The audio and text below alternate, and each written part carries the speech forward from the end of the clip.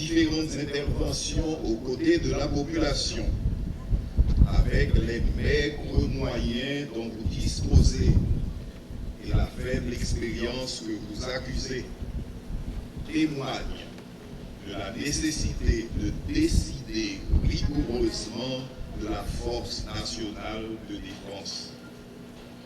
Je tiens aussi à vous exprimer nos remerciements de vous être mis à la disposition du gouvernement dans le cadre de l'assistance aux victimes, notamment de l'ouragan Mathieu. Par ailleurs, j'en profite pour saluer la République d'Équateur pour avoir accepté d'offrir à notre République son expertise dans le cadre de votre formation. Mesdames et messieurs, je vous ai décrit l'importance de nos jeunes soldats sur le territoire, l'état d'un monde incertain, dangereux et troublé se dessine. Il ne fait aucun doute que la défense de notre République devient une priorité absolue, même si nous sommes tenus d'assurer d'autres priorités de nos compatriotes. Mais celle-là est la condition de tout. Alors, il est censé de se demander comment pouvoir vivre en famille, comment projeter son existence si la sécurité disparaît. Nous devons avoir conscience de la nécessité de prendre des décisions importantes dans les années à venir en matière d'une défense nationale effective. C'est un engagement que les autorités seront appelées à assumer entièrement. En ce jour des forces armées, en ma qualité de Premier ministre, responsable de la défense nationale, de concert avec le président de la République, j'ai l'insigne honneur de vous présenter le corps du génie militaire relevant du ministre de la Défense, ainsi défini dans le décret du 9 octobre 2015 portant organisation et fonctionnement du dit ministère.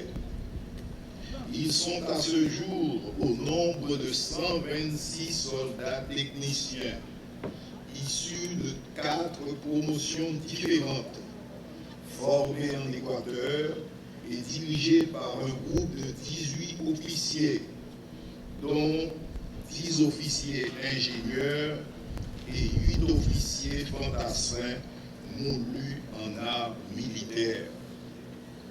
La force nationale, qui est d'ailleurs une exigence constitutionnelle et dont la mobilisation est demandée, doit être pensée dans un tout autre registre de conception philosophique faisant appel à l'implication directe de la société dans sa gestion en établissant des dispositions qui dénotent clairement que ce corps de défense sera celui de femmes et d'hommes dotés de compétences multiples.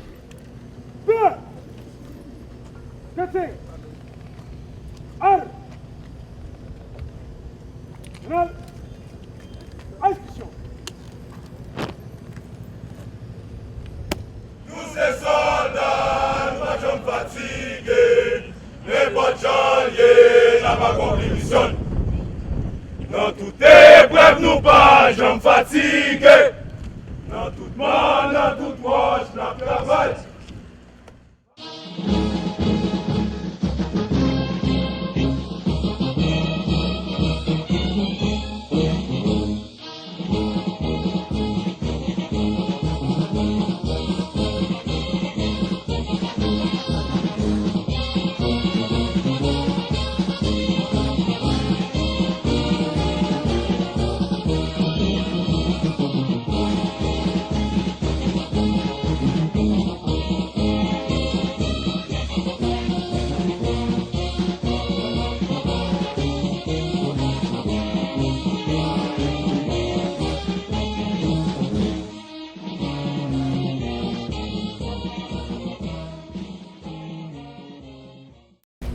du génie militaire est en train d'exécuter le salut au pas de loi.